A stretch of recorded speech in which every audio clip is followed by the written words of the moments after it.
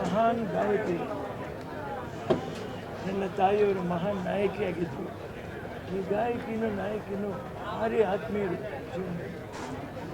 ಅದು ನಾವು ಹೇಳ್ಕೊಳಕ್ತೀರಿ. ಅದೆಷ್ಟು ಸರಿ ನಮ್ಮ ಮನೆಗೆ ಬಂದಿದ್ದಾರೋ ಆ ಕಷ್ಟ ಸುಖಗಳು ಅಮ್ಮವ್ರ ಹತ್ರ ಮಾತಾಡ್ತಾರೆ, ಆಶೀರ್ವಾದ ಮಾಡೋರು. ಚೆನ್ನಾಗಿರ್ಬೇಕು, ಅಮ್ಮ ಚೆನ್ನಾಗಿ ನೋಡ್ಕೋಬೇಕು. ಹೆಚ್ಚು ಕಡಿಮೆ ಅದೇ ವಯಸ್ಸು, 1 ವರ್ಷ ಇಲ್ಲೇ ಹಾಗೇ ತಿಳ್ಕೊಂಡು ಭಾರಿ ನೋವಾಗುತ್ತೆ. ಕೃಷ್ಣನ ವಿಗ್ರಹನ ಇಟ್ಕೊಂಡು ದೇವರು ಇಲ್ಲ ಅಂತ ಎಷ್ಟು ಜನ ಹೇಳ್ತಾರೆ. ದೇವರು ಇಲ್ಲ ಅಂದಿದ್ರೆ ಹೇಗೆ ಭಗವಂತನ ಇಟ್ಕೊಂಡೇ ಅವ್ರು ಪ್ರಾಣನ ಬಿಟ್ಟಿದ್ದಾರೆ ಅಂತ ಹೇಳಿದ್ರೆ, ಅಯ್ಯೋ ಭಗವಂತ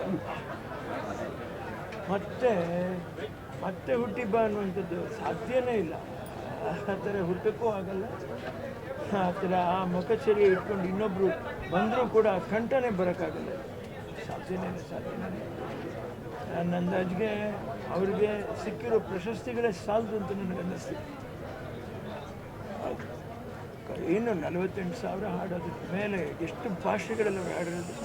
ಅರೇಬಿಯಾ ಭಾಷೆಯಲ್ಲಿ ಆಡಿದ್ದಾರೆ, ಜಾಪನೀಸ್ ಭಾಷೆಯಲ್ಲಿ ಆಡಿದ್ದಾರೆ. ಇಂಟರ್ನ್ಯಾಷನಲ್ ಪ್ರಶಸ್ತಿ ಒಂದು ಸಿಗಬೇಕು, ಒಂದು ದಾದಾ ಸಾಹೇಬ್ ಫಾಲ್ಕೆ ಪ್ರಶಸ್ತಿ ಸಿಗಬೇಕು. ಖಂಡಿತ ಅಂಥ ಕಂಠ ಎಷ್ಟೋ ಮಿಸ್ ಮಾಡ್ಕೋತೀವಿ. ಕೆಲವು ಶ್ರೇಷ್ಠ ಕಲಾವಿದರು ಇವತ್ತು ನಾವು ಮತ್ತೆ ಕೊಡ್ತೀವಿ ಅಂದರೆ ಅವರಿಲ್ಲ. ಅಮ್ಮವರು ಇಲ್ಲೇ ಇದ್ದಿದ್ದಾರೆ ನೋಡಿ.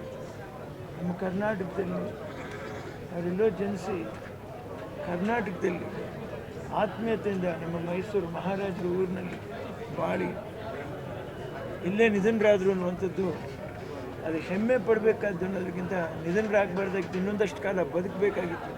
ಅವ್ರು ಹೇಗೆ ಇರಲಿ, ಅವ್ರ ಕಂಠ ನಾವು ಕೇಳಬೇಕಾಗಿತ್ತು. ಅವ್ರು ಮಾತಾಡಿದ್ರೇ ಸುಮಧುರವಾಗಿರೋದು ಆ ಮಾತುಗಳು, ಮುತ್ತು ಉದುರಿದಾಗ ಮುತ್ತದ ಮಾತುಗಳು. ಖಂಡಿತ ಹೇಳ್ತಾ ಇದ್ದೀನಿ, ಯಾವುದೇ ಭಾಷೆ ಇರಲಿ ಆ ಲಿಪಿಗಳನ್ನ ಚೂರು ಬದಲಾಯಿಸ್ತೀರ ಹಾಗೇ ಹಾಡೋರು. ಅಂಥವ್ರು ನಮಗೆ ಅಷ್ಟು ಸರಿನೂ ಆಶೀರ್ವಾದ ಮಾಡಿದ್ರು, ಎಂದೂ ಮರೆಯೋಕ್ಕಾಗಲ್ಲ.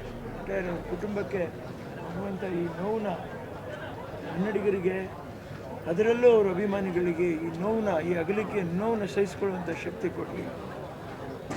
ಸದಾಕಾಲ ಅವರು ನಮ್ಮ ಹೃದಯಗಳಲ್ಲಿ, ನಮ್ಮ ಹೃದಯದ ಸಿಂಹಾಸನದ ಮೇಲೆ ರಾರಾಜಿಸ್ತಾ ಇರ್ತಾರೆ.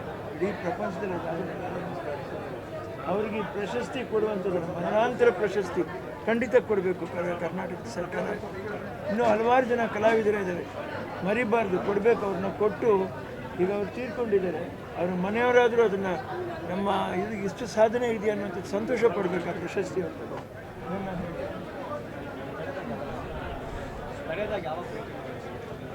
ಕಡೆಯದಾಗಿ ಭೇಟಿ ಮಾಡಿದ್ದು ನನ್ನ ತಾಯಿಯವರು ಬದುಕಿದ್ದಾಗ, ಇಬ್ಬರು ಕೈ ಹಿಡ್ಕೊಂಡು ಮಾತಾಡಿ. ಅದು ನೋಡಿ, ಆ ಕಾಲದವರು ಅವರಿಗೆ ಮಾತ್ರ ಗೊತ್ತಿರತ್ತೀರಿ ಆ ನೋವುಗಳಿಗೇನು. ಸಮಕಾಲೀನರವರು ಮರೆಯೋಕ್ಕೆ ಹಾಡಕ್ಕೆ ಬರೋರು. ಅಮ್ಮ ಶೂಟಿಂಗ್ AVN ಸ್ಟುಡಿಯೋದು ಯಾವುದೂ ಮರೆಯೋಕ್ಕಾಗಲ್ಲ. ಇಲ್ಲಿ ಚಾಮುಂಡೇಶ್ವರಿಗೆ ಬಂದಾಗಲೂ ಅಷ್ಟೇ, ಬೆಂಗಳೂರು ರೋಡ್ ಮರೆಯೋಕ್ಕಾಗಲ್ಲ. ಆಮೇಲೆ ಎಷ್ಟು ಮೃದು, ಎಷ್ಟು ಅವರಿಗೆ ಬಂದ ಇಂಥ ಗಾಯಕಿ ಅನ್ನುವಂಥ ಭಾವನೆ ಯಾವ ವೇದಿಕೆ ಮೇಲೂ ವ್ಯಕ್ತಪಡಿಸ್ತಾರೆ. ಎಲ್ಲ ಹಾಡುಗಾರ್ತಿಯಿಂದ ಯಾವತ್ತೂ ಒಂದೇ ಇಲ್ಲ, ಆದರೆ ಅವ್ರ ಕಂಠ ಕೇಳಿದಾಗ ಮಾತ್ರ ಇವ್ರು ಏನು ಅನ್ನೋದು ಅಂಥ ವ್ಯಕ್ತಿತ್ವ. ಆತ್ಮಕ್ಕೆ ದೇವರು, ನಾವು ಹೇಳಲ್ಲ ಬಾಯಿನ, ಭಗವಂತನ ಹಿಡ್ಕೊಂಡು ಪ್ರಾಣ ಬಿಟ್ಟಿದ್ದಾರೆ. ಮಹಾನ್ ವ್ಯಕ್ತಿ ಅವರು.